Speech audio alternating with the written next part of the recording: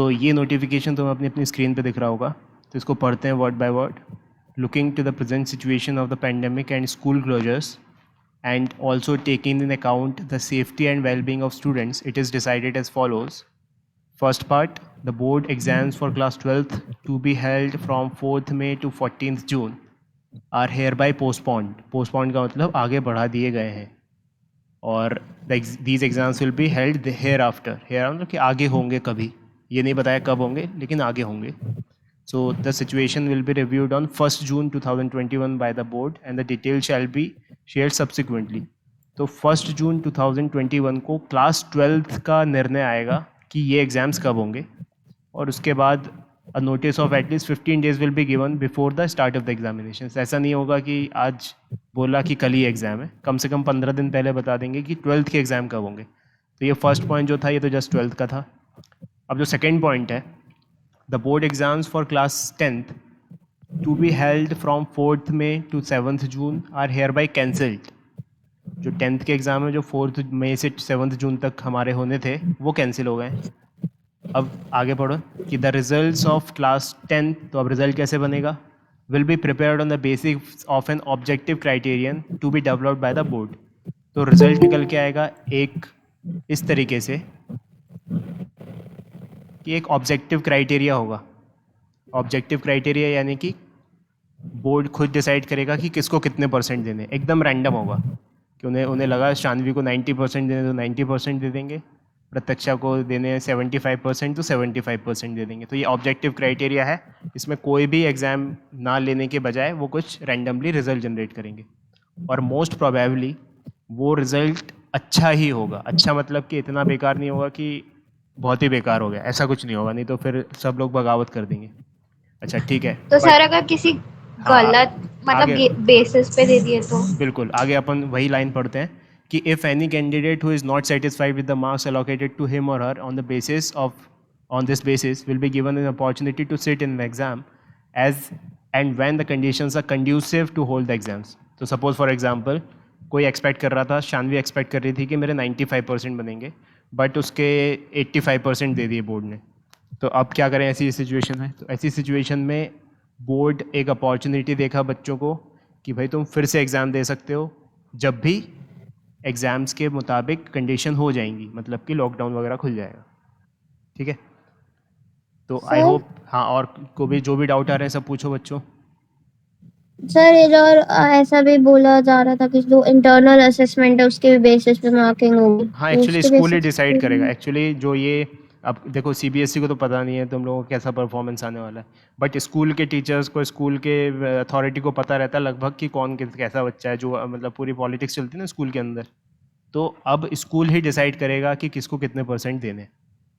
ठीक है, और उससे भी कुछ लोग नाखुश हो सकते हैं ऑफ कोर्स, क्योंकि जैसे मैं तो अपने स्कूल में कुछ बोलता नहीं था, और मैं कुछ बोलता नहीं था तो मैं हाईलाइटेड नहीं था, सबको लगता था मैं बेवकूफ़ हूँ, लेकिन मेरे बोर्ड में अच्छे परसेंट आ गए क्योंकि बोर्ड में तो स्कूल देख नहीं रहा है कुछ. तो ऐसे बच्चे भी हैं मोस्टली जो कुछ बोलते नहीं हैं और उनको स्कूल वाले कम परसेंट दे देंगे, और जो बहुत ज़्यादा बोलते हैं लेकिन दिमाग विमाग है नहीं कुछ किसी में, उनको बोर्ड अच्छे मतलब ये स्कूल अच्छे परसेंट चढ़ा देगा. तो ऐसी डिस्क्रिपेंसी हो सकती है कि किसी जिसके अच्छे परसेंट आने वाले हैं उसके कम आ जाए और जिसके कम आने वाले हैं उसके ज़्यादा आ जाए. अच्छा, कम आने वाले के ज़्यादा आ जाए तो उसको तो कोई प्रॉब्लम नहीं होगी, लेकिन अगर ज़्यादा आने वाले के कम आएंगे तो उसको प्रॉब्लम होगी. ठीक है, और पूछो सवाल. क्लियर, यहाँ तक क्लियर सबको कि क्या बट मेरे ख्याल किस से ये नोटिफिकेशन का अंतर है. मेरे ख्याल से मोस्ट ऑफ द स्टूडेंट्स के एक्सपेक्टेड से ज़्यादा ही परसेंटेज मिलेंगे. मतलब मुझे ऐसा लग रहा है कि स्कूल भी थोड़ी लीनियंसी रखेगा इस मामले में. मतलब तो जनरली सबको 70% के ऊपर देगा वो, कि कोई भी ऐसा कोई बच्चा ना रह जाए जो 10th में 75% के क्या क्राइटेरिया रहता है एक्चुअली हर जगह. और इनफैक्ट 10th का ज़्यादा क्राइटेरिया नहीं, 12th का ही रहता है ज़्यादा क्राइटेरिया, तो वो दे ही देगा, अच्छे परसेंट ही दे देगा. बट 100% सेटिस्फैक्शन नहीं मिलेगा किसी को. जैसे अब कोई बच्चा, जैसे ये होगा कल्पेश, शानवी, और ये बाकी जितने बच्चे हैं ये 95 एक्सपेक्ट कर रहे होंगे अगर, तो इनको लगेगा कि यार भाई क्या है ये, हमें तो 80 मिल गए, तो इनको खुशी नहीं मिलेगी 80 में अगर गलती से मिल गए तो. और there is nothing to assess कि एग्ज़ाम से पहले कितने परसेंट आने वाले हैं, कोई ऐसे कह नहीं सकता. मतलब एटलीस्ट वो लोग जो लोग बहुत ज़्यादा कनेक्टेड नहीं है बच्चों के एग्जामिनेशन चेक नहीं किए जिनने. और प्री बोर्ड में भी ऐसा रहता है कि प्री बोर्ड में भी हो सकता है किसी का अच्छे परफॉर्मेंस नहीं आया हो लेकिन बोर्ड में अच्छा आ जाता है.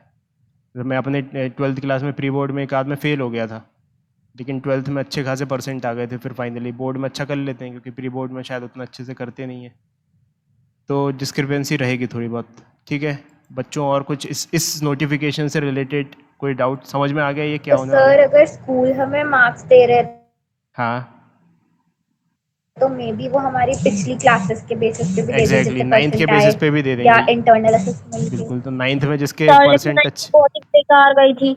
बिल्कुल, तो अब जैसे 9th किसी की बहुत ही बेकार गई है, तो उसको हो सकता है 9th के बेसिस पे थोड़े कम परसेंट मिल जाए। तो ये मतलब कि एक अनफेयर जैसा ही है ये, मतलब कि जब तक कि मतलब असलियत में अगर हो ही नहीं रहा है, तो there is no mechanism to make sure कि तुम्हारा जितना पोटेंशियल है उतने परसेंट तुम्हें मिल जाए।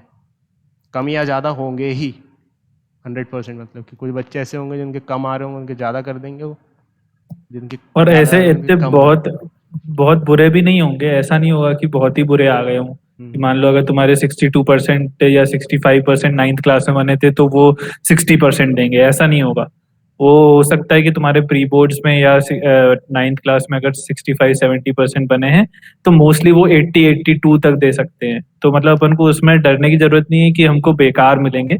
ये लास्ट टाइम भी हुआ था, आईसीएसई बोर्ड में हुआ था कि बहुत सारे एग्जाम्स जो है पोस्टपोन्ड हो गए थे, लेकिन जो मतलब कैंसिल हो गए थे, लेकिन जिसमें एग्जाम जो कैंसिल हुए थे उसमें लोगों को अच्छे खासे नंबर प्रोवाइड किए गए थे।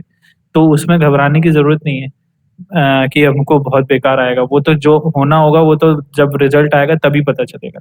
हाँ, लेकिन इसमें क्योंकि लिखा हुआ है कि इट इट द यहाँ पे लास्ट लाइन अगर एक बार दोबारा पढ़ें तो any candidate who is not satisfied with the marks allocated to him or her on this basis will be given an opportunity to sit in an exam as and when the conditions are conducive। यानी कि जब अगर तुम satisfied नहीं हो तो तुम्हारे पास एक ऑप्शन रहेगा कि तुम साबित कर पाओ कि मुझे गलत नंबर मिले हैं, कम नंबर मिले, मैं और ज्यादा डिजर्व करती हूँ। इसमें रिस्क ये है कि अगर तुमने जितना सोचा था तुम्हारे बोर्ड एग्जाम देने में उससे भी कम आ सकते हैं। तो you have to accept that fact कि अगर तुम्हारे उस बोर्ड एग्जाम्स में या जो मेन एग्जाम जब कंड्यूसिव सिचुएशन हो जाएंगी और तुम लिखोगे और उसमें तुम्हारे कम आ गए तो तुम्हें वो भी एक्सेप्ट करना पड़ेगा। लेकिन अगर बिना दिए तुम्हें जो चीजें नंबर मिल रहे हैं तो हो सकता है कि वो बेहतर ही हो, मतलब सेटिस्फैक्ट्री ही होंगे most of the cases, most of the cases. बाकी तुम लोगों की सर कब आएंगे? उसका भी कुछ निर्णय नहीं लिया है सीबीएसई ने। जब भी उनको लगेगा कि भाई सिचुएशन जब नॉर्मल हो गई है, जब रिज़ल्ट का टाइम आ गया है, तब वो रिज़ल्ट निकाल देंगे। प्रोबेबली 25 मई के आसपास रिज़ल्ट आता है जनरल सिचुएशन में, तो अब केवल रिज़ल्ट ही निकालना, और वो भी चेक वेक तो कर दी नहीं है कॉपी सीबीएसई को, तो वो नॉर्मली ऐसे ही बना देंगे रिज़ल्ट। तो मोस्ट प्रोबेबली ऐसा एक्सपेक्ट कर सकते हो कि जो रिज़ल्ट है वो 25 मई के आसपास आ जाएगा। और अगर बोर्ड एग्जाम होते तो 15 जुलाई को डिसाइडेड था आना, तो इट मे बी पॉसिबल कि 25 मई से 15 जुलाई के बीच में कभी भी आ सकता है। ठीक है, और पूछो। प्रिंसी कुछ पूछ रही थी। Nikita, you are asking something. नहीं सर कुछ नहीं, हो गया डाउट क्लियर। ठीक है, तो अब ये तो हो गई बात कि भाई क्या आदेश आ गया है सीबीएसई का। अब देखो, अब आगे क्या करना है, हाउ वी शुड प्रोसीड, इस पे मैं तुम्हें एक बात बताना चाहता हूँ कि देखो, अल्टीमेटली ज़िंदगी का मकसद क्या है। ज़िंदगी का मकसद है कि हम परसेंट का क्या करेंगे। 10 के परसेंट कहाँ यूज़ होते हैं, बताओ ज़रा, एनीवन। मतलब ये एक मैं जनरल क्वेश्चन पूछता हूँ, जो भी तुम्हारा परसेप्शन है, जो भी तुम्हें सोसाइटी ने सिखाया है, जो भी तुम्हें पेरेंट्स ने सिखाया है, कि 10th के परसेंट कहाँ यूज़ होते हैं। सर अब तो बस सब्जेक्ट में। अब मेन बस 12th के यूज होते हैं, अब जहाँ हाँ, भी तो यूज होते हैं। बिल्कुल अब 10th सही के तो सही पकड़ा है तुमने। 10th के अब परसेंटेज कहीं यूज़ नहीं होते हैं। 10th की मार्कशीट यूज़ होती है, क्योंकि उसमें तुम्हारी डेट ऑफ बर्थ रहती है।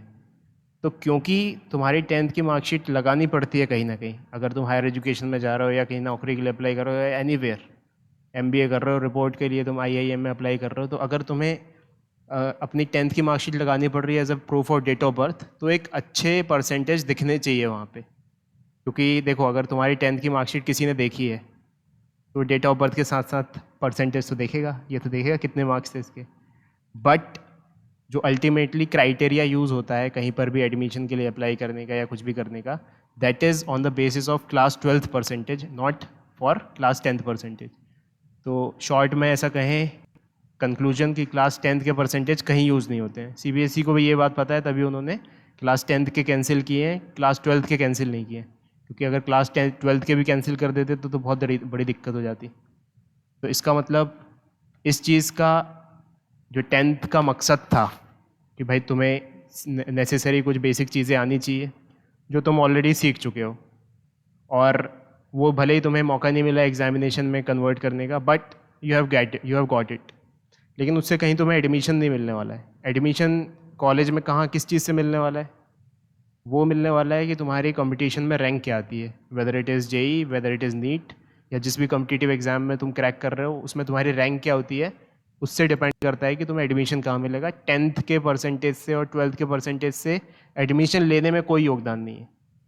12th के परसेंटेज का मिनिमम क्राइटेरिया होना चाहिए कि जैसे फॉर एग्जांपल अगर तुम एम्स में एडमिशन ले रहे हो तो मिनिमम तुम्हारे 75% 12th में होने चाहिए। आईआईटी में या एनआईटी में एडमिशन ले रहे हो तो तुम्हारे मिनिमम 75% होने चाहिए 10th में, सॉरी नॉट 10th में, 12th में। और कोई क्राइटेरिया नहीं है, there is no criteria of class 10th, और वो चीज़ हमारी ख़त्म हो गई है।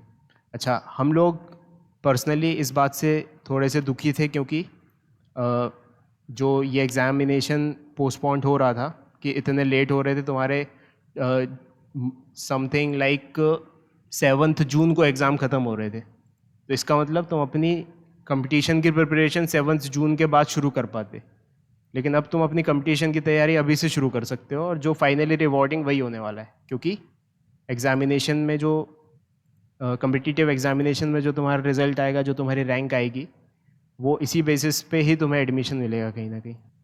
तो ये एग्ज़ामिनेशन कैंसिल होने से हमें एक अपॉर्चुनिटी मिल गई है कि हम अभी से अभी अपनी हौले हौले तैयारी शुरू कर सकते हैं कॉम्पिटिटिव एग्ज़ाम की।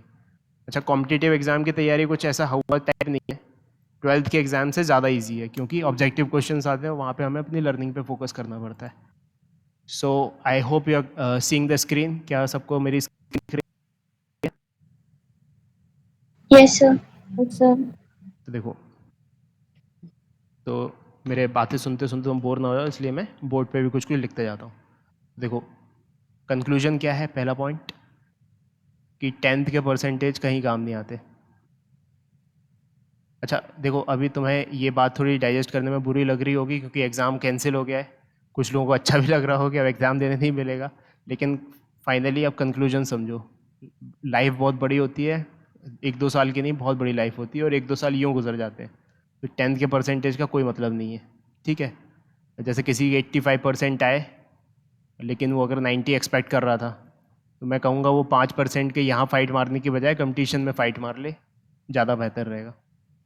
तो अब हमारे पास अपॉर्चुनिटी ये है कि हम अभी से, राइट नाउ, अभी से अपनी आगे की पढ़ाई शुरू कर सकते हैं। कुछ लोगों ने इनफैक्ट आगे की पढ़ाई शुरू कर भी दी थी। कल्पेश नहीं है जैसे यहाँ पे, कल्पेश ने 11th के कुछ 11th के कुछ बेसिक मैथ्स के, बेसिक केमिस्ट्री के चैप्टर्स भी पढ़ना शुरू कर दिए थे, ये मानते हुए कि भाई आगे पढ़ना ही है, टाइम कम हो रहा है। नॉर्मल सर्कमस्टेंसेज में 1 अप्रैल से पढ़ाई शुरू हो जाती थी 11th की, लेकिन अगर एग्ज़ाम होते तो 7 जून को तो लास्ट एग्ज़ाम था, उसके बाद फिर लोग रिज़ल्ट का भी वेट करते। 15 जुलाई के बाद अगर तुम देखो एग्ज़ाम की तैयारी शुरू करते, जो भी तुम कंपटीशन एग्ज़ाम की तैयारी करना शुरू कर रहे हो, तो वो 15 जुलाई से अगर शुरू करते तो ये 1 अप्रैल से लेके जुलाई तक 3 महीने कम हो जाते लगभग। अप्रैल, मई, जून और आधा जुलाई, तो 2.5 महीने का एडवांटेज मिल रहा है अब हमको, और हमको ही नहीं सबको मिल रहा है, पूरी दुनिया को मिल रहा है ना? तो मेरी रिक्वेस्ट है सबसे, लास्ट ईयर हमने अच्छे अच्छे बच्चों को बर्बाद होते देखा है क्योंकि वो कंसिस्टेंसी नहीं रख पाए। कुछ नहीं करना है, 1 घंटा पढ़ना है दिन में, बस दिन में 1 घंटा पढ़ना है। 24 घंटे में से अगर तुम 1 घंटा पढ़ ले रहे हो और एक एक चीज़ भी सीख ले रहे हो छोटी छोटी, तो भी तुम्हें कोई ज़िंदगी में कोई नुकसान नहीं होगा, है ना? तो मेरी सबसे रिक्वेस्ट है, जो भी कंपटीशन एग्ज़ाम की तुम तैयारी करना चाहते हो, चाहे वो मेडिकल हो, चाहे वो जेई हो, चाहे वो सीपीटी हो, चाहे कुछ भी हो, वो एनीथिंग, या लॉ की तैयारी करना चाहते हो, तुरंत डिसाइड करो और तैयारी करना शुरू करो ऑनलाइन। क्योंकि ये जो पैंडेमिक का, अगर मैं तुम्हें कर्व दिखाऊं, तो शुरुआत वाला कर्व कुछ ऐसा जा रहा था। ये तुम गूगल पे देख सकते हो वैसे तो, लेकिन अब मैं ही गूगल की तरह तुम्हें दिखाता हूँ।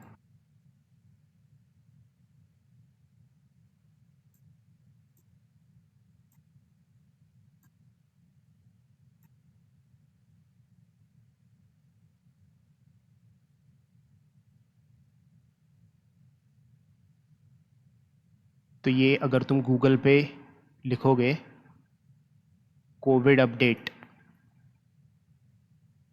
और थोड़ा नीचे स्क्रॉल करोगे तो इस टाइप का ग्राफ दिखेगा। ये पॉइंट है सितंबर लास्ट ईयर का, सितंबर 20। ये पॉइंट है जब शुरू होना चालू हुआ था, मार्च 20। और अब जो पीक बढ़ रहा है ये आज की डेट का है, ठीक है। तो ये है अप्रैल 21 का। और जो पेंडेमिक का रेट बढ़ रहा है, सेकेंड वेव है, ये अभी कितनी और ऐसे आगे जाएगी, हु नोस, है ना। जैसे ये तो यहीं पे पीक पहुंचा था, इसका कहाँ जाएगा वी डोंट नो। तो क्लियरली ये जाइंट ग्राफ बनने वाला है। और ये मान के चलो कि पिछले साल इतने से ग्राफ की वजह से जो बच्चों का स्कूल था या जो भी उनकी प्रिपरेशन थी वो ऑनलाइन ही हुई थी, ऑफलाइन नहीं जा पाए थे वो।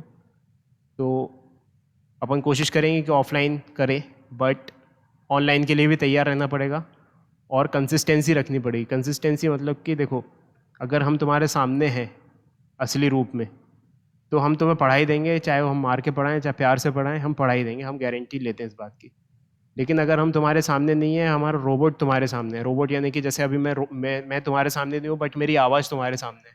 अब तुम मोबाइल चला रहे हो, तुम्हारा ध्यान मेरी बातों पर है, तुम्हारा ध्यान तुम्हारे मोबाइल पे है, तुम्हारा ध्यान किस चीज़ पे, आई डो नॉट नो, है ना, ये तुम ही जानते हो better.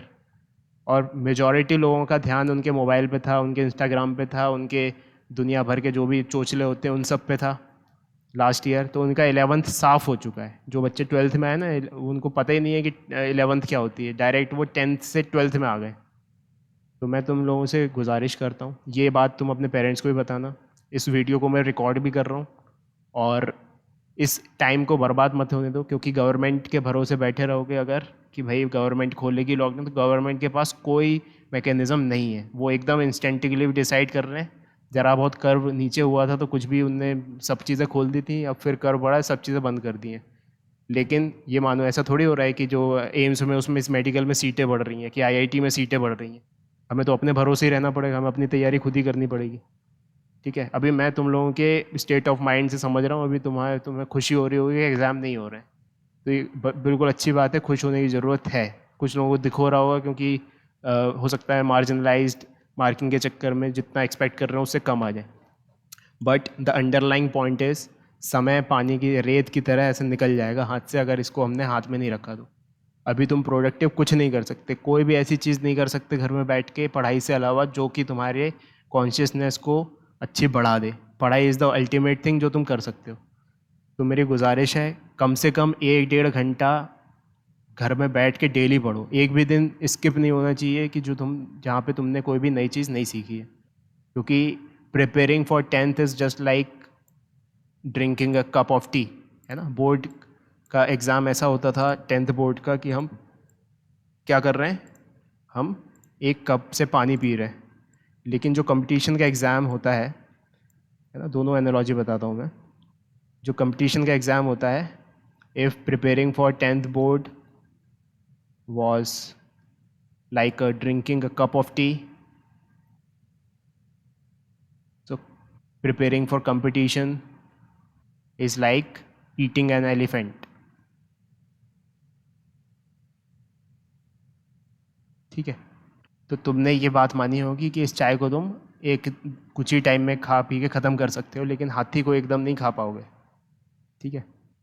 I am vegetarian by the way and everyone else here is vegetarian, so don't worry about it. असली में नहीं खाना है हाथी, नहीं तो तुम घर वालों को हाथी खिला रहे हैं सर। तो देखो, हाथी खाने का मैकेनिज़्म मैं बताता हूँ कि how to eat an elephant. Let's assume this is an elephant, it is not but let's assume.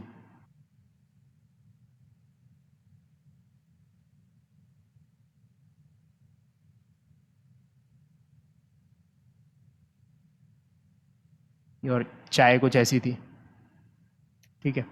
तो अगर तुम चाय पीना चाहते हो तो you can gulp it in a one go, no problem about it.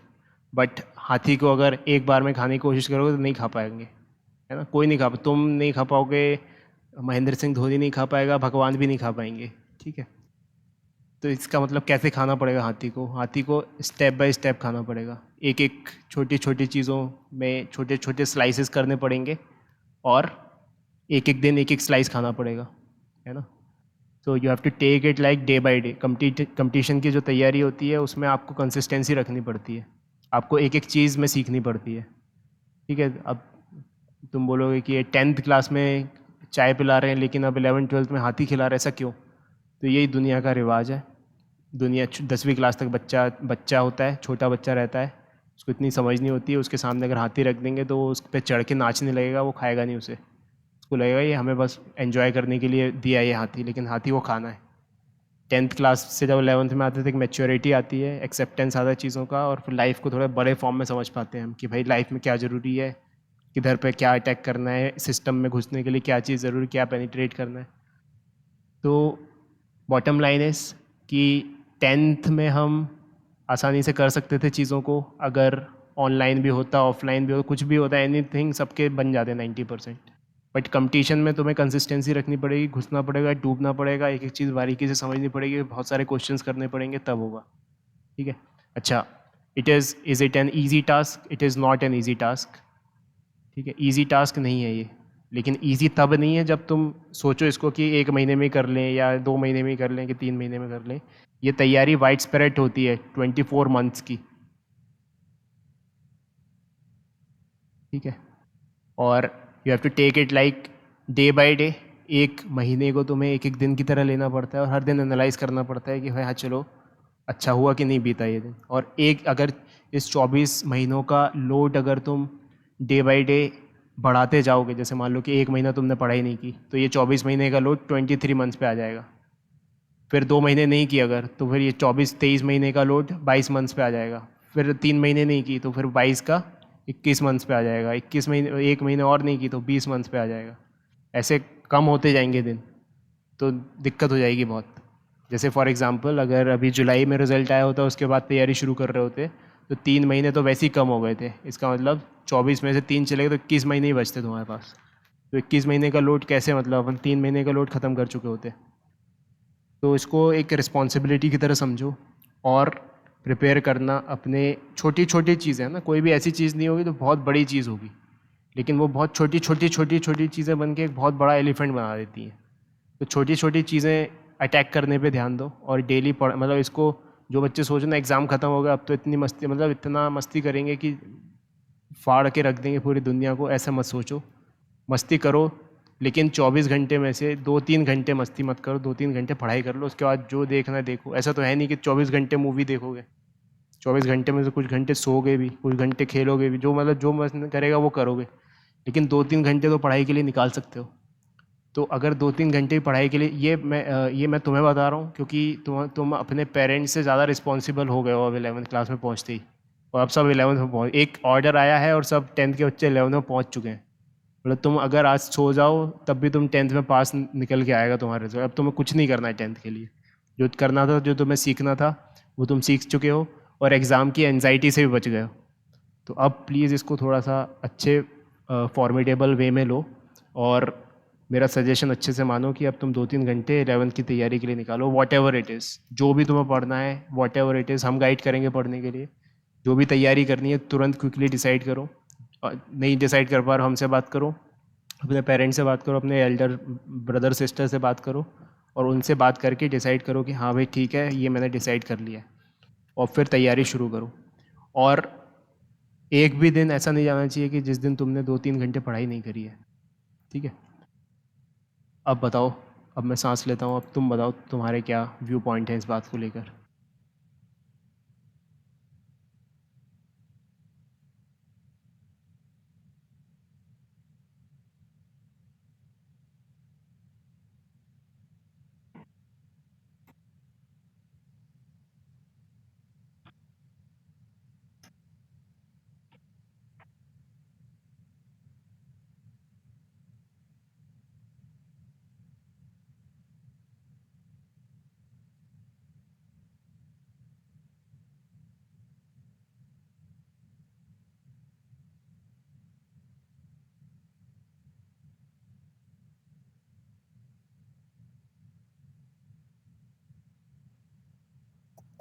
सब लोग सुन रहे हैं? Yes sir. हाँ हम्म, सर। क्या कहना चाहोगे, कुछ कहना है?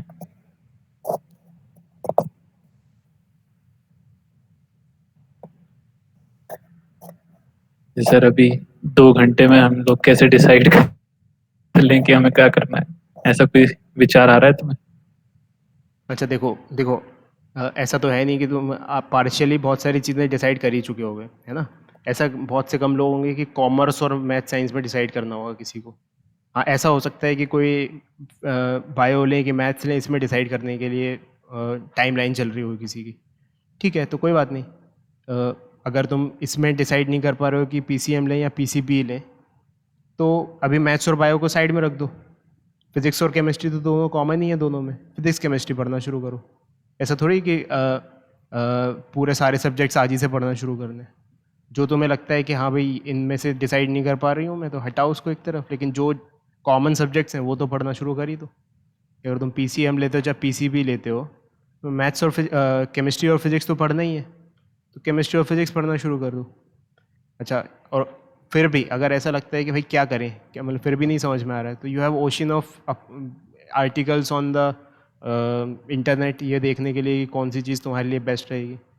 तुम्हारी जो भी लर्निंग एबिलिटीज़ हैं, जो भी हैं, हमसे बात करो, हम तुम्हें बताएंगे क्या तुम्हारे लिए सही रहेगा। और अपने पेरेंट्स से पूछो क्या सही रहेगा, वो तुम्हें डॉक्टर देखना चाहते हैं कि इंजीनियर देखना चाहते हैं, या क्या उनके थॉट्स हैं, उनसे पूछो। उसके हिसाब से बाकी सब्जेक्ट जो डिसाइड करने के लिए बचे हुए हैं उनको छोड़ो, अभी उनको रख दो साइड में। और जो कॉमन है, मतलब जैसे डिसीजन मेकिंग में तुम्हें क्या दिक्कत होगी, यही दिक्कत होगी ना कि यार मैथ्स पीसीएम में से डिसाइड करें कि पीसीबी डिसाइड करें या फिर कॉमर्स डिसाइड करें। अक्षत का कोई मैसेज आया है, मैं सारे सब्जेक्ट डिसाइड नहीं कर सकता। सर एक मैं सेकंड। सारे सब्जेक्ट चूज नहीं कर सकता, पर मैं सारे सब्जेक्ट की बुक खरीद सकता हूँ। ओह माय गॉड, ये बात तो एकदम सही है, ये एकदम प्रैक्टिकल बात कही है। बुक तो सारी खरीद सकते, बुक मत खरीदो अभी, क्योंकि अगर सारी बुक खरीद ली और सब्जेक्ट तो फिर एक ही डिसाइड करना है, तो बाकी सब बुक वेस्ट हो जाएंगी। तो बुक मत खरीदो अभी, क्योंकि सब इंटरनेट पे है ही मटेरियल, तो बुक खरीदने की ज़रूरत है नहीं। एनसीईआरटी की सारी बुक्स तुम्हें एनसीईआरटी की वेबसाइट पे मिल जाएंगी। तो तुम एक्सप्लोर करने के लिए, कि जैसे अगर तुम डिसाइड नहीं कर पा रहे हो कि आर्ट्स लें या साइंस लें, तो आर्ट्स के एक आध चैप्टर शुरुआत का पढ़ के देख लो, साइंस का एक आध चैप्टर शुरुआत का पढ़ के देख लो। तो बुक खरीदने की ज़रूरत नहीं है, बस इस इंटरनेट से पढ़ लो तब तक, क्योंकि अदरवाइज़ अगर सारी बुक तुमने खरीद ली तो फिर वो वेस्ट हो जाएंगी। हाँ, ठीक है सर, पीडीएफ से कर लूँगा। पीडीएफ से कर लो। तो मतलब पॉइंट ये है कि तुम कुछ भी करो लाइफ में, वॉट एवर, टाइम वेस्ट मत करो। ये मत सोचो कि तुम 3 महीना से यही सोच रहे हो, 1 महीना 15 दिन यही सोच रहे हो कि हाँ नहीं सर अभी डिसाइड नहीं कर पा रहे हैं कि डॉक्टर बनना है कि इंजीनियर बनना है। क्यों भाई, क्योंकि अगर जिसने डिसाइड कर लिया है वो तो तैयारी शुरू कर चुका होगा, और कंपटीशन है। ऐसा तो है नहीं कि तो अपन को जो अंबानी अडानी के बच्चे बच्चे हैं कि अपने लिए यूनिवर्सिटी खुलवा देंगे पिताजी, है ना? अपने लिए सही बात बोल रहा हूँ ये बात मैं। तो अपने पेरेंट्स से भी बोल देना ये बात कि सर ऐसा बोल रहे थे कि मैं डिसाइड नहीं कर पा रही हूँ, मेरे लिए खुलवाओगे क्या ये कोई यूनिवर्सिटी? तो वो कहेंगे नहीं नहीं नहीं खुल पाएंगे हम। तो इसका मतलब अपन को जो सिस्टम है उसमें बेस्ट करना पड़ेगा, और जो सिस्टम में एग्जामिनेशन में कंपटीशन है वो उसके लिए लिमिटेड सीटें हैं। भले ही नंबर ऑफ़ स्टूडेंट्स 15 लाख की जगह 20 लाख हो जाए, चाहे 30 लाख हो जाए, नंबर ऑफ़ सीट्स तो उतनी ही है, 10,000 बच्चे एडमिशन लेंगे वहाँ पे। तो इसका मतलब है कि हमें टाइम वेस्ट नहीं करना है। सबसे बेकार चीज़ यही होगी कि हम डिसीजन ना लेने के एक्सक्यूज़ बना के पढ़ाई नहीं कर रहे हैं। मतलब तुम्हें कल से शुरू कर देनी है पढ़ाई, और एक भी दिन वेस्ट नहीं करना है। कोई भी ऐसी चीज़, अच्छा कुछ नहीं समझ में आ रहा तो मैं मैथ्स पढ़ो, मैथ्स हर चीज़ में काम आएगी। बायो लोगे तब भी फिजिक्स में मैथ्स काम आएगी, बेसिक चीज़ें तो सीखनी पड़ेंगी मैथ्स की। कॉमर्स लोगे, कॉमर्स में मैथ्स काम आएगी। आर्ट्स लोगे तो तुम्हारा एपेटाइट बढ़ेगा, अगर मैथ्स से तुम्हारा दिमाग खुलेगा तो तुम और अच्छी आर्टिस्टिक चीज़ें देख पाओगे। तुम मैथ्स पढ़ना शुरू कर दो कल से, अगर कुछ नहीं डिसाइड कर पा रहे हो तो। लेकिन इतने बेवकूफ़ नहीं हो तुम लोग कि डिसाइड ना कर पाओ। आधी चीज़ें तो वैसे ही तुमने डिसाइड कैसे करें ये सब तो तुम्हें पता ही है, तुम्हें पढ़ी होंगी तुमने साइंस की सारी चीज़ें, मैथ्स की सारी चीज़ें क्लास 10th में 9th में। तो इतना तुम्हें आइडिया लगे क्या होगा किस चीज़ में तुम फटाफट कर पा रहे हो, कौन सी चीज़ें अच्छे से दिमाग में उतर रही हैं। अक्षत तो कह रहा है कि सर हर सब्जेक्ट पढ़ सकते हैं। वेरी गुड अक्षत, हर सब्जेक्ट ही पढ़ सकते हैं। एक बार मतलब हमारे सामने आ गया वो सब्जेक्ट, फिर हम उस लाइन में आगे निकल जाते हैं। और फिर बाकी जो सब्जेक्ट हमने छोड़ दिए पीछे, वो पीछे छूट जाते हैं, तो जो हमारे सामने रहता है हम उसमें फिर बेस्ट करने लगते हैं. This is how it goes. There is no absolute. कोई ऐसा बोलते हैं ना कि हमारे खून में तो कैलकुलस है, हम तो मैथ्स के लिए बने थे. ऐसा कुछ नहीं होता है. वो तो हमारे सामने आ गया, हम पढ़ने लगे, हम हर चीज़ में अच्छा कर लेते हैं तो उसमें भी अच्छा करने लगे. कोई भी फील्ड बेकार नहीं होती, सबसे पहली बात है ना. आर्ट्स में भी बहुत अच्छे अच्छे जगहों में आर्ट में भी लोग काम परस्यू करते हैं. तो ऐसा दिमाग मत बनाना कि कोई सब्जेक्ट ले लिया, इसमें अच्छा नहीं किया तो उसमें अच्छा कर लेते. ठीक है, एक कॉन्शियसनेस से डिसाइड करो अपना, एक फ्रीली छोड़ के माइंड को. और जो भी तुम्हारे डाउट्स हैं, हर मैं क्वेश्चन का जवाब देने के लिए अब भी तैयार हूँ. जो भी तुम्हारे दिमाग में डाउट्स उतरे हैं तो तुम डाउट्स भी पूछ सकते हो कि कैसे डिसाइड करें, क्या करें. आई एम वेरी फ्रैंक, मतलब मैं एकदम दोस्त की तरह बात कर रहा हूँ, इसलिए मैं इतना खुल के बात कर पा रहा हूँ तुमसे. तो आई होप कि तुम डर नहीं रहोगे मेरी बातें सुन के. तो क्वेश्चन पूछो. शानवी कुछ पूछना चाहती है आई थिंक. नहीं सर. कुछ जो भी तुम्हारे दिमाग में डाउट्स आ रहे हैं वो मेरे से पूछो, मैं तुम्हें बताऊंगा कि कैसे डिसाइड करें. पहले तो ये बताओ कौन कौन कंफ्यूज्ड है कि क्या करना है, मतलब ऐसा तो नहीं, मतलब जिसको मैं कंफ्यूजन है कि मुझे अरे अच्छा पता ही नहीं है कि क्या मैं कर. सब कंफ्यूज हैं सबसे, क्योंकि सब कंफ्यूज इसलिए हैं क्योंकि वही ना क्या अब सबकी लाइफ में एक वो आता है कि मतलब अब कि क्या करें, क्या आगे आने वाली चीज़ को कैसे डिसाइड करें, वो कन्फ्यूजन रहते ही है हमेशा. मतलब तुम अगर इंसान के सामने 10 अगर ऑप्शन दोगे ना, कि 10 तुम्हारे पास ऑप्शन दे दिया, अब इसमें से एक सेलेक्ट कर लो, तो भले ही वो एक को सेलेक्ट कर ले, लेकिन उसके दिमाग में ये रहता है कि बाकी 9 का क्या फिर. मतलब अगर मैं अभी आज की डेट में खान ये सब्जेक्ट की जगह अगर 3 डिशेस रख दूँ ना इनके सामने, एक में डोसा रख दूँ, एक में इडली रख दूँ और एक में कुछ और रख दूँ, तो अगर एक को चूज़ कर लिया ना तो बाकी का लगेगा हमें सबको कि यार बाकी का दो को क्या. तुम क्वेश्चन आने दो, अपन ऐसे डेली बात करेंगे 15-20 मिनट. इनफैक्ट मैं तुम्हें डिसाइड करवाने के लिए हर तरीके से आंसर दे पा. हाँ शानवी, क्या डाउट है तुझे? तो क्या बोल रही थी अभी? सर मतलब मेरे को कंफ्यूजन है 2 सब्जेक्ट में, मुझे पता भी नहीं है मुझे बनना क्या है अभी. हाँ, कौन कौन से सब्जेक्ट्स हैं वो? तो एक पीसीएम में, एक कॉमर्स है. अच्छा. अब ठीक बायो है. मुझे लेना नहीं है, इतना पता है मुझे. हम्म. और आर्ट्स तो चलो ठीक है वो ले सकती हूँ मैं, बट अभी ज़्यादा डाउट इन लर्निंग में 50-50 चलता है. ठीक है, तू क्या बनना चाहती है? हाँ सर अभी यही नहीं पता ना. मतलब कोई ऑप्शंस तो होंगे कि आईएएस बनना है या कुछ सीए बनना है या कोई डॉक्टर बनना है. डॉक्टर तो नहीं बनना है क्योंकि बायो नहीं लेना है तुझे. तो ऐसे मतलब क्या लग रहा है दिमाग में, क्या बनना है आगे चल के? सर देखो मेरे को ऐसा था कि मतलब मुझे सॉफ्टवेयर इंजीनियर बनना है, आईटी डिपार्टमेंट में मतलब हाँ. पहले जाना था. हाँ. फिर उसके बाद ना मैंने मतलब मेरे को ऐसा लगता है कि अगर मैं पीसीएम नहीं कर पाई, मतलब हाँ. ऐसा मुझे लगता है, तो अच्छा. फिर मैं सोचती हूँ कि मे बी मैं कॉमर्स कर लूँ. मतलब अच्छा. ऐसा होता है सर मेरे साथ, तो फिर मैं हम्म. सोचती हूँ कॉमर्स कर लूँगी. हम्म. तो चलो सर मैं मैं एक अभी एक सबको एक मैकेनिज़्म बताता हूँ, जो मैकेनिज़्म मैंने काफ़ी रिसर्च के बाद सोचा है. वैसे तुम समझदार बच्चे हो इसलिए तुम्हें बता पाऊँगा. देखो, डिसाइड करने के लिए सबसे पहले तो सोचो. एक डिसीजन होता है कि आप प्रोसेस को कितना अच्छा एंजॉय करते हो, उसके हिसाब से डिसाइड करते हैं हम. और एक होता है कि हम डेस्टिनेशन को कैसे देखते हैं. जैसे फॉर एग्जांपल, जो बायो लेते हैं ज़्यादातर बच्चे, उनका डेस्टिनेशन ड्रिवन ज़्यादा होता है कि भाई हमें डॉक्टर बनना है इर्रिस्पेक्टिव ऑफ वॉट. डॉक्टर बनना बहुत टफ काम है. जैसे अगर मैं डॉक्टर बनने का, टफ इसलिए क्योंकि एंड्योरेंस चाहिए उसके लिए. तो जैसे डॉक्टर बनने का मैकेनिज़्म बताऊं और फिर मैं उसको प्रूव करूंगा कि वो डेस्टिनेशन ड्रिवन क्यों है फिर. तो डॉक्टर बनने के लिए सबसे पहले तो तुम्हें नीट क्लियर करना पड़ेगा. इसको मैं डिफ़िकल्टी लेवल में, अगर 10 डिफ़िकल्टी लेवल है, अल्टीमेट डिफ़िकल्टी लेवल किसी भी कम्पिटिटिव एग्ज़ाम की, तो इसको 7 मार्क्स दूंगा कि 7 एफर्ट लगाने पड़ेंगे आउट ऑफ 10, तब ये निकलेगा, है ना. 10 is not like ultimate tough exam, but 10 is like IIT JEE advance. ठीक है, आईआईटी जेईई सबसे टफ एग्ज़ाम है, नंबर ऑफ़ स्टूडेंट्स और नंबर ऑफ़ उसको देखते हुए कि कितने लोग सेलेक्ट होते हैं और टोटल नंबर ऑफ़ स्टूडेंट्स कितने होते हैं. तो IIT JEE advance, not mains, है ना. एडवांस को मैं 10 स्केल पे रखते हुए नीट को 7 दे रहा हूँ यहाँ पर. ठीक है, तो एक तो पहले आपको नीट क्लियर करना पड़ेगा. उसके बाद 5 साल MBBS करना पड़ेगा, उसके बाद 2 साल MD करना पड़ेगा। तो MBBS और MD में ये अंतर होता है कि MBBS is still like a bachelor degree, तुम्हें नॉर्मल सर्जरी सिखाई जाती है इसमें, है ना, हर टाइप की सर्जरी का थोड़ा थोड़ा आइडिया दिया जाता है यहाँ पर। और MD में एक स्पेशलाइज सर्जरी सिखाई जाती है, जैसे कुछ आई स्पेशलिस्ट होते हैं, कोई हार्ट स्पेशलिस्ट होते हैं, कोई लीवर स्पेशलिस्ट होते हैं एंड सो ऑन। तो वो MD इज़ लाइक कि you are becoming a master of particular surgery. और उसके बाद फिर आपको ऐसा नहीं कि MD करने के बाद उन्होंने कांटे चमचे दिए और जाओ ऑपरेशन करो सबके। उसके बाद आपको एक नॉर्मल एक बड़े डॉक्टर के अंदर प्रैक्टिस करनी पड़ती है उसके असिस्टेंट बन के, ठीक है। दैट वेरीज कि 5 साल से हो सकता है 7 साल तक आप प्रैक्टिस ही कर रहे हो नॉर्मली किसी के अंडर। तो ये एक बड़ा सा टास्क हो जाता है कि नीट की कोई तैयारी कर रहा है तो उसको 2 या 3 साल लग जाते हैं।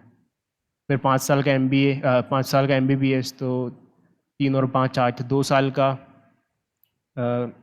MD, 7 और 2 9, 9 और उसके बाद 5, 9 और 5 14 साल। तो शायद 14 साल तुम्हारी उम्र है, मतलब तुम जितनी ज़िंदगी जी चुके हो उसकी और इतनी ज़िंदगी में तुम एक अच्छे खासे डॉक्टर सर्जन बनोगे तुम, ठीक है। तो अगर डेस्टिनेशन ड्रिवन है हम कि हम इररिस्पेक्टिव ऑफ व्हाट कि हमें लाइफ में क्या झेलना है, हमें जल्दी नहीं है किसी चीज़ की, हमें डॉक्टर बनना है फाइनली, तो फिर वो बायो सेलेक्ट कर लेते हैं यहाँ पे, ठीक है। अच्छा, एक फैक्टर होता है डिसीजन का कि रिस्क, तो रिस्क फैक्टर इसमें ज़्यादा है। जैसे मैंने अगर डॉक्टर बनने के लिए नीट क्लियर करने का जो पहला हमारा सेगमेंट है उसमें 7 मार्क्स दिए, तो रिस्क में इसको कहूँगा कि इट इज़ वेरी रिस्की। जैसे फॉर एग्जांपल अगर तुम्हारा नीट अच्छे से निकल गया, बहुत टॉप के कॉलेज में पहुँच गए तुम, लेट से एम्स दिल्ली में पहुँच गए, तब तो बहुत ज़्यादा चांसेस हैं तुम्हारे कि MD बहुत अच्छी जगह से हो जाएगा, MBBS बहुत अच्छी जगह से हो जाएगा, तुम अच्छी प्रैक्टिस कर लोगे। बट व्हाट इफ़ कि थोड़ा नीचे रह गए या नीट क्लियर नहीं हो पाया तुम्हारा, फिर व्हाट क्या होगा फिर? तो रिस्की बहुत है कि तुमने सोचा था डॉक्टर बनने का, लेकिन फाइनली अगर ये नीट नहीं क्लियर हुआ तो तुम कंपाउंडर बन के रह गए, ठीक है। तो डेस्टिनेशन ड्रिवन तो था डॉक्टर बनना है, लेकिन फाइनली डेस्टिनेशन में क्या आया? कंपाउंडर बन गए। तो ये डेस्टिनेशन ड्रिवन बहुत अच्छा एक मैकेनिज़्म है सब्जेक्ट सेलेक्ट करने का, लेकिन ये रिस्की बहुत है, ठीक है।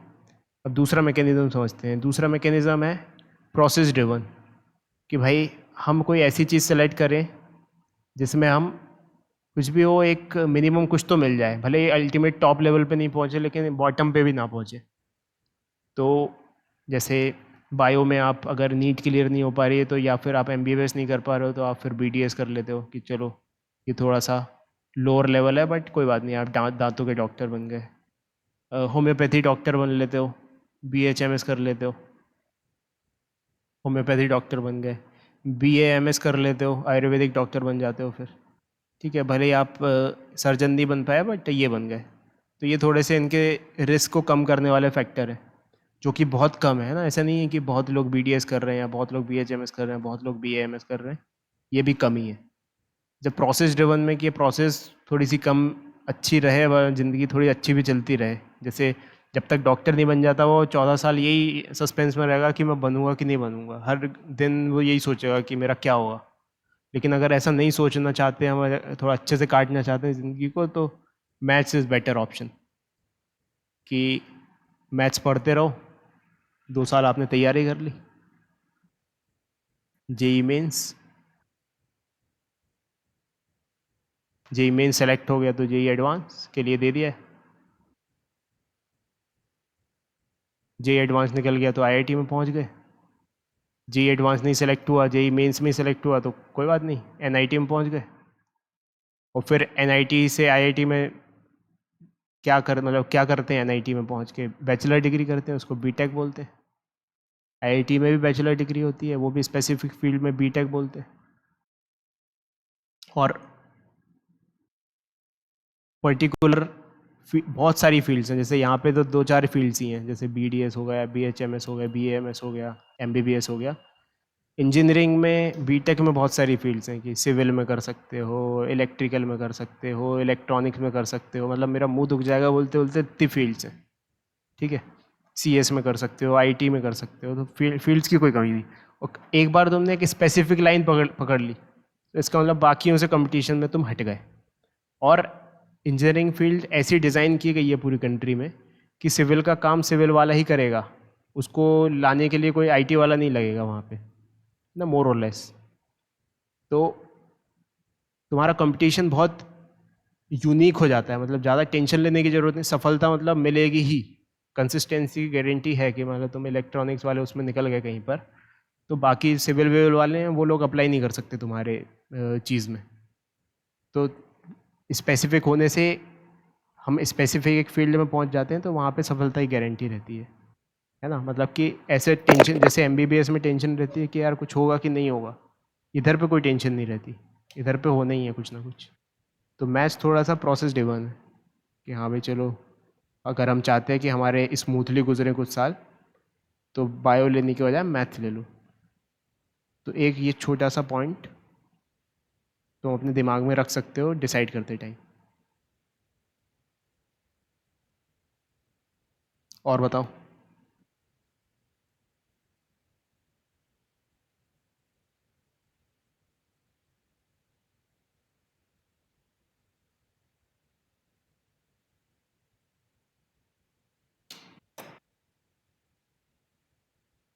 देखो सबसे बेकार स्टेट वो है कि अपन कुछ सेलेक्ट नहीं कर रहे हैं, कुछ सोच नहीं रहे हैं, मतलब सोचे ही जा रहे हैं सोचे जा रहे हैं और कुछ फाइनली सेलेक्ट नहीं कर रहे हैं। तो जल्द से जल्द सेलेक्ट करो, मैं तो ये कहूँगा सबको, और शुरू कर दो, क्योंकि टाइम एक बार निकल गया तो कंपटीशन बहुत है। मतलब अपने पेरेंट्स लोगों के टाइम पे अगर 5 लोग थे कंपटीशन में, तो अब 20 लोग हैं।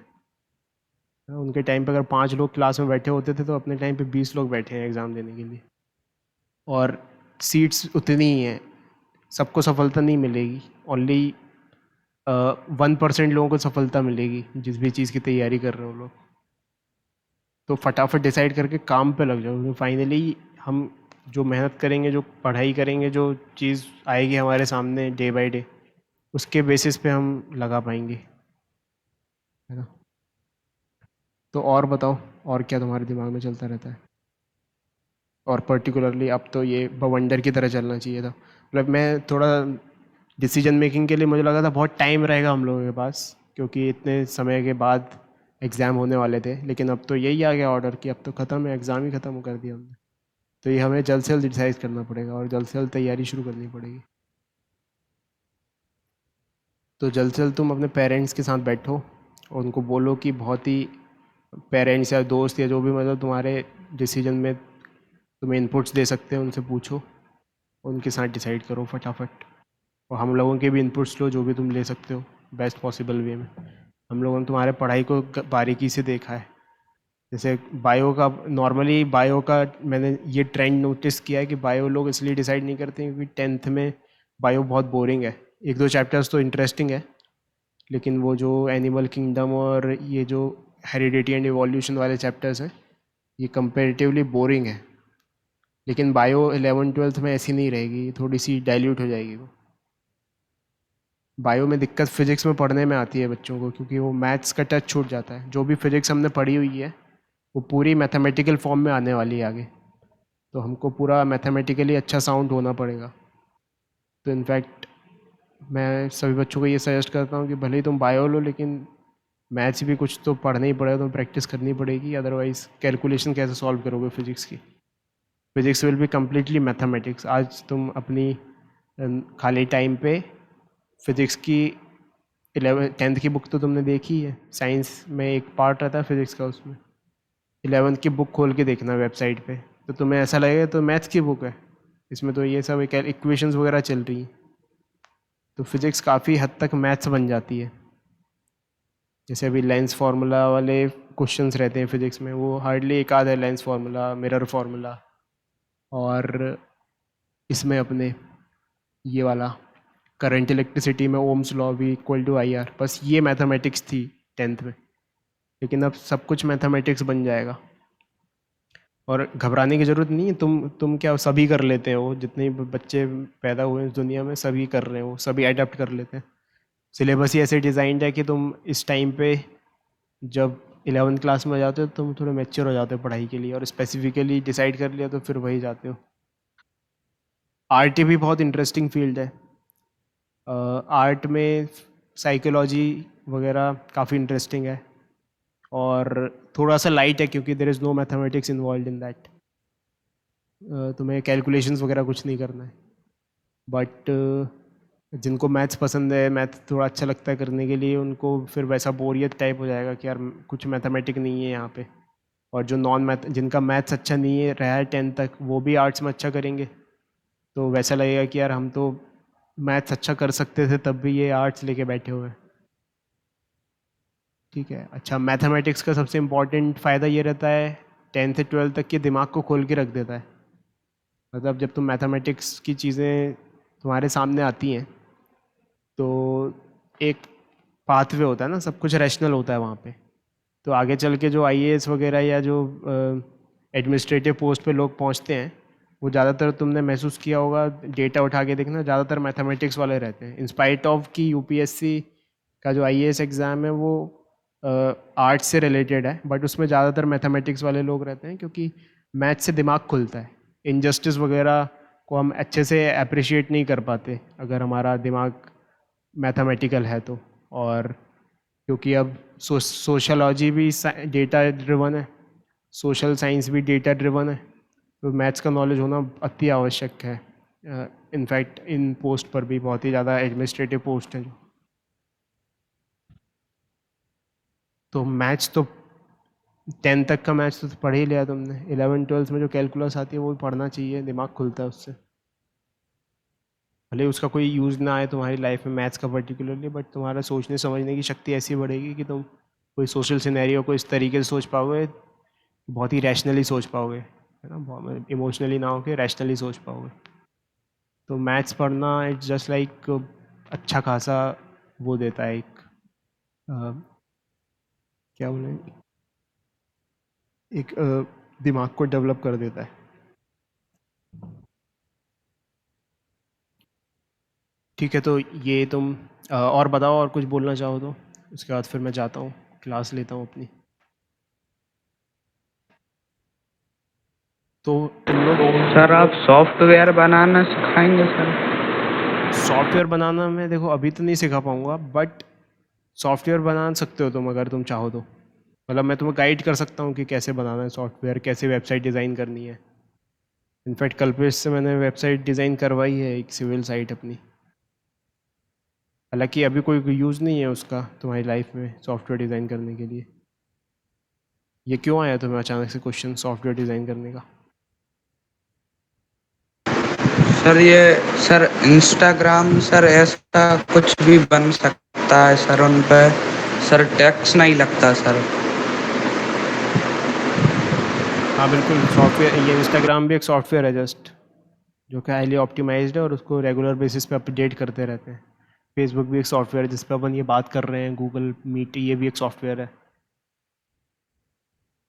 तो ये तो अभी 11 12 में तो ये नहीं सीखेंगे अपन, बट हाँ इससे, इसमें जो एल्गोरिथम्स यूज़ होते हैं, जो जिस तरीके से दिमाग चाहिए ये सब चीज़ें सोचने के लिए, उससे रिलेटेड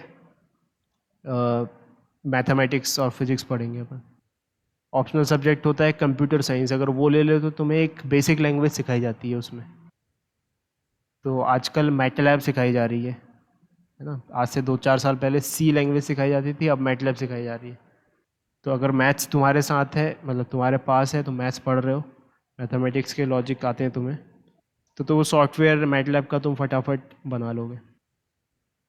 तो बेसिक जो कंप्यूटिंग का है, सॉफ्टवेयर का जो बेसिक है वो है मैथमेटिक्स, और वो सीखते हैं अपन अभी 11 12 में।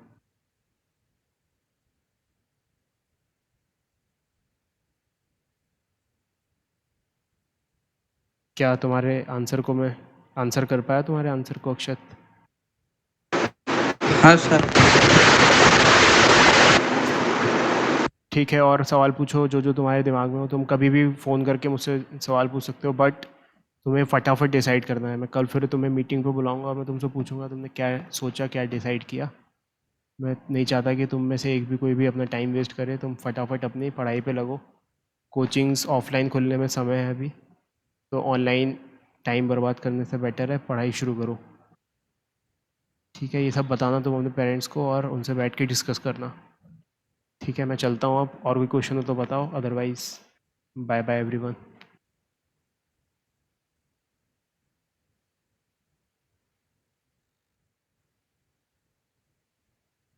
नहीं सर। Okay, bye bye.